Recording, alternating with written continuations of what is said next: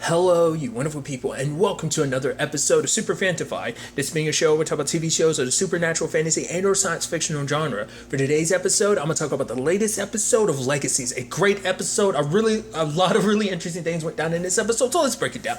Well, first, let's start off with the fact is, that whole Lizzie situation played out very interestingly, because I thought they would come up with a plan of pretending for Lizzie to be Hope, but it's like, no, she came up with that decision herself, because she's micromanaging her own funeral. And even you have even MG be like, really, should you be doing this? But she's like putting everything together. It's like, oh, dubs are going to be involved, it's going to be so amazing. Basically, they have Hope's body look like Lizzie's to kind of keep up the cover story of like, oh, she's dead and whatnot. So I just thought that was such an interesting thing. And the fact is that she's the one that came up with the suggestion. And it's like Jed's like, yeah, you're not going, because even like everyone walks up, Alaric, Caleb, and Jed, and they're just like, wait, what? And it's like, should we really, what's up with this? And Jed's like, you're not going to fool anybody. But like, she goes over to the werewolves and she tells them, it's like, oh, we should wolf out, go out, stare up at the, moon and everything. And they're like, cool. And she's like, yeah. And she's like, see, I did it. And I just thought that was such an interesting thing. Because I thought, what was it? She was like, yeah, I'm me. I'm so unique and everything. I'm unique and special. Yeah, for whatever reason, I'm like emo all the time. I love that. I also love that she's like, is Hope really this short? I love that. I think just the actress who plays Lizzie's pretty tall. I think she is. She just seems, whatever the case may be. I just thought that was such a funny line. But nevertheless, putting together this whole situation, obviously, and I think it's so interesting because someone who Lizzie is the type of person who cares so much about what people think about her. So obviously she's hearing from other people. They're like, oh yeah, what about Lizzie? It's like other people are just kind of like, yeah, it's kind of sad what happened to Lizzie. But at the same time, it's like they're not too brokenhearted about it, because it's like, wait, you're bringing dates to the funeral? I mean, shouldn't you be like mourning about Lizzie being dead? But it's like, oh, and even wisecracking about the fact of the matter is like, oh, the necromancer could always bring her back to life. It's like, yeah, we'd have to still do it, haha. And it's like, oh, you never want to be in that position. And so she also made the decision like, oh, I'm a write my own eulogy and everything. And MG's like, I don't think that's a good idea. She's like, who knows? I mean, no one would know Lizzie better than I would. And it's just kind of like, because I just loved how that was executed. Even like Caleb and Jed are trying to get like recordings of people saying nice stuff about her, but they couldn't. Wade had some stories and stuff like that. I love it. And it's just like, yeah, we'll call you. Yeah, we'll call you. It's like, man, we cannot use that. Yeah, it's supposed to be a funeral, not a roast session. So, and I even love when the funeral actually came, they try to edit everyone's words to make it seem nice. And it's just like, you could see the jump cut, so it's super obvious. It's not like it was even subtle. You could have thrown up some pictures or something to cover up the edits, the jump cuts. But no, and it's just a shit show. Then Caleb and Jed start singing, and it's like, oh, you got to hear Jed sing for a little bit, but then like him and Caleb turn it into a competition of both of them trying to like upstage one another. Now that I'm sitting here thinking about it, I never pieced it together. Is that supposed to be kind of like a little, I mean, it could just be them doing their own thing, but part of me wonders, is that supposed to be like a little wink and a nod to Twilight in any shape or form? A vampire and a werewolf fighting over a girl to a certain extent. I mean, granted, she's a witch, so it's a little bit of a different dynamic, but still, it's just kind of like, like I said, I know I'm reading too much into it, but that just kind of clicked in my head. I never thought about that until just now. But nevertheless, I just love them trying to upstage each other, and it's just kind of like, Lizzie as Hope has to stop everything. Like, I don't know what that was, but stop. But the fact of the matter is, she tries to be like, yeah, like tries to say this and that about Lizzie, but everyone in the crowd is laughing like, oh, Lizzie being a caring person. Like, she's like, yeah, she kind of got annoyed from time to time, but she was a good person. She was the best of us. And MG's just sitting there because out of anyone, MG cares the most. Well, I'm not saying he does, but I mean, a lot of people care about her. Because if anyone was going to say anything nice about Lizzie, it would it'd be Josie, Hope, or MG, because they'd be the top three, or even Alaric, to be the four. But I mean, it's kind of like, well, you have to take Alaric off the table because, it's family. So, I mean, and even Josie, that's a complicated thing. But dads, they're meant to kind of do that. But Josie, despite being family, would obviously tell very, nice stuff about Lizzie. But, and it's just, MG got up there. And I liked what he kind of ended up saying. It's like, yeah, but everyone kind of thought, basically, it's like, the Lizzie he knew is like, she's the one that told him to go by MG because he didn't like his name Milton. And she's like, well, if you don't like it, change it, because no one here knows your real name, so just go ahead and go by MG. And so she showed him around and everything, much like she did everyone else at the school. And it's like, you guys want to like, the fact of the matter is Lizzie was always trying her best to change. Like, you guys wanted to kind of make fun of her for this and that and kind of for being, but it's like you held on to the one person she was. You all basically took a photo of like, this is who Lizzie is at this moment, and you held on to it. You never let her, like, you never, in your mind, you never let her grow. Lizzie isn't the same person. We've seen that over the course of this series. Lizzie has her back steps and stuff like that, but over the course of this series, she has changed leaps and bounds. And the fact of the matter is, it's like she had a chemical, like her, brain makeup was a little bit different than everyone else, and she kind of had her own issues. And it's like, but she, every chance she got, she always tried to change for the best. So I know that each and every one of you can find some good stuff to say about Lizzie, so kind of let it start there. And I appreciate it, because MG didn't like the fact that people were acting like, oh, like Lizzie's some terrible person, like, because he knows the real Lizzie. And it's like, you've all seen, it's like, yeah, she's kind of a little crazy, a little difficult sometimes, but don't sit here and rag on her, because for him it's like, this is super messed up. Not only because he knows that Lizzie's alive, hearing all this, so there's that, but I think it's also like, if Lizzie really was dead, this is actually the shit you would say. I think that kind of upset MG, so, and I know it was very sweet and endearing, and we see it a little bit, but like, obviously everyone kind of, I guess, takes their turn to really say something positive about Lizzie.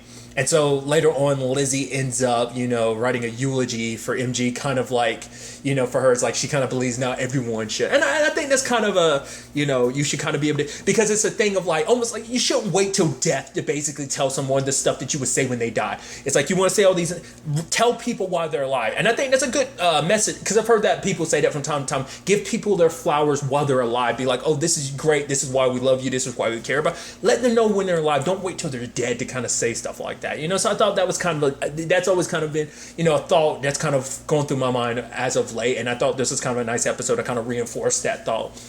And so, and Lizzie says some really nice things about MG, and it's just like that despite the dark, like he took all the good aspects of both of his parents and pushed away all the bad, that even in the darkness, he's, he always kind of finds a way out. And I thought that was such a neat thing. And Lizzie's like, well, I guess to go, tell everyone that I'm alive. But everyone comes up, Lizzie, oh my God, you're alive. And they hug her. And I think this is the first steps that things kind of changing. Lizzie is obviously, once again, continuously changed. But I think this was kind of a nice step in that direction for her with all of this. And I thought that was just beautifully done. So I'm curious to see what that means for her school life going forward. They'll never know that she heard all the nasty stuff that he said about her. But, it's still going to be interesting to see where that goes. Obviously, the other big thing in this episode was hope inside of Lizzie's head. Josie's head. And I love that. It's like, okay, so I was like, oh, so they're going for a Red Riding Hood aesthetic with hope.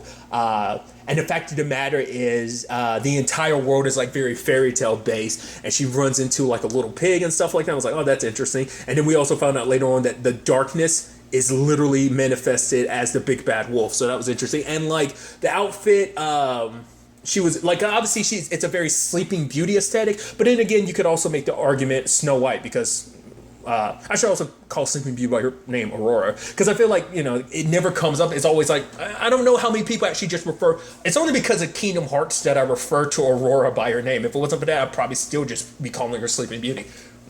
Yep, there it is, ladies and gentlemen. I had to slip in a Kingdom Hearts reference. I know. It's disgusting, but I can't help myself sometimes. Any excuse to reference it. But nevertheless, I thought that was just, an interesting, like, I don't know which aesthetic they were leaning more towards. I would assume Sleeping Beauty more so than anything. But regardless, the fact of the matter is, I love the pig, like, kind of, being so, like, short with, hope and just kind of snappy and says some very like sarcastic and mean things. And I love it's like, all right, so where did these breadcrumbs go? He's like, about that, and he's making up excuses. So like, did you? And he's like, fine, yes. He's like, I ate them because look at me. I think it was like, I'm disgusting and I can't control myself. I was like, Jesus. And because like the fact of the matter is he didn't want to take, because Hope obviously wants to save Josie, but Josie put herself to sleep, because the more she fought back against the darkness, the stronger the darkness became, because it fed off her magic. So, I even love the whole thing of like, when they actually show up, like the pig is like, you can always kiss her, and she's like, no, and Hope is like, no, what was the word she actually used? And I thought that was kind of interesting, the whole conversation. It was like, it wasn't an, I get it's essentially an unrequited kiss. I can't remember the specific word that Hope used, but it's essentially like, it's basically kissing someone without their permission isn't the lane we're going down right now. I'm like, that is kind of the funny thing when you look back at like where society where things are now. It's like, yeah, there's certain aspects about like, oh, just randomly walking up and kissing some unconscious woman, kind of wouldn't let that fly. It's one of those things when you go back and look through fairy tales, you're like, that was actually effed up. I mean, we're not even talking about the grim fairy tales. We're talking about just like even the Disney version of fairy tales. You're like, that probably wouldn't be the best thing to do, just randomly go up and kiss some woman that's asleep. I just thought that was interesting. I just thought that was kind of funny in the grand scheme of things. And when we find out where things kind of stand later on, it makes me wonder. Well, because obviously, we'll get to it in a second, I guess. But so I also love, like, I was curious because I was wondering, because obviously it's like, oh, we got to find like the huntsman, but obviously they find the huntsman, his head had been chopped off, he was put inside the stew. It's like, oh, I'm wondering who he was, like, I was wondering if it was going to be someone we knew within the story, like manifests as him, but it's like, no, I wouldn't think so. But I just thought that was such a neat aspect to it. And obviously, like, the reveal, because it's like, oh, the pig got eaten, I didn't see that come on. I was like, oh my god. And then like Hope, being the badass she is, cuts cuts him open, and then we see a human hand come out. I was like, oh my god, is the pig going to turn into a real person or something? I was like, what's this going to be? And then Josie was like, wait, what the hell? And she's like, wait, you were the pig? Basically, it was her trying to like disguise herself so that, you know, it's like literally be the opposite of herself, so Hope wouldn't even perceive that it was her. That was Josie's way of hiding herself. Now, the point I was making is, I was wondering, did she make that reference just because it's like, oh, the pig is supposed to be kind of a sleazeball and him to make that suggestion? But it's like, let's not forget, Josie had a thing for Hope at one point in time. So part of me was wondering, was there a little bit more behind her? Oh, well, you can always kiss her. And I'm like, I wonder, was that, like I said, that it makes me think. I'm super overthinking it, but it just couldn't help but make me think like, oh, Josie has admitted that she had a crush on Hope back in the day, so she's currently single. I mean, granted, that would be a whole complicated thing just because of the whole Landon. I know, like I said, I'm super overthinking it, but it's just, I thought that was kind of an interesting thing in retrospect now, knowing that was Josie the entire time. But I'm sure more so than anything, it was her playing into like, oh, he's a pig, he's a sleazeball. But there was also a part of me that was like, you actually kind of look back on that, you kind of think, that's actually kind of sad when you actually think about it, because that means that potentially, I mean, we kind of find out later on why she picked that particular form, because she has a piggy bank in her room that looks exactly like that. So it's like, okay, so that's where she gets. Because part of me was about to say, like, I mean, cause sadly, Josie does have a low opinion of herself. Like, she's very self-conscious. She doesn't really think much of herself. So that's why I was almost like, did she pick that form on purpose? Because, you know, I mean, it fits the whole thing of like, oh, keeping herself disguised. But at the same time, part of me is like, it just seemed like there actually might, well, because even Hope was like, yeah, there's probably like Landon will probably be, if Landon was here, he'd probably say psychologically, break down the psychological reasons why your self-conscious looks like that. And that's why I'm thinking, like, maybe subconsciously she chose that form just because she has such a low opinion of herself. But regardless, it's actually kind of sweet when you find out why it looks the way it does, because for her life, like for her, it's like in fairy tales, there's a clear cut, this is the good guy, this is the bad guy, and there were clear-cut rules to how everything works. Her life has been very turbulent, and so for her, like, hearing those stories from her mom growing up, like, having her subconscious manifest like this, felt like bringing some order to all the chaos, you know? So I just thought that was an interesting thing. But obviously, you know, Hope is like, I know you can control Dark Josie because she is you.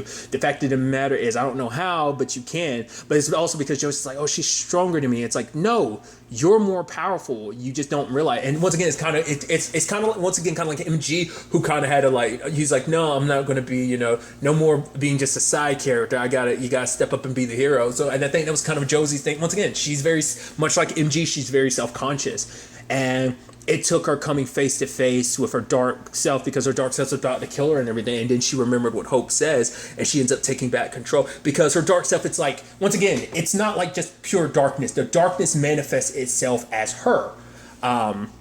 It is a manifestation of that side of herself. She ends up talking about, she ends up admitting like she made that dark side of herself because she felt like that's who she needed to be strong.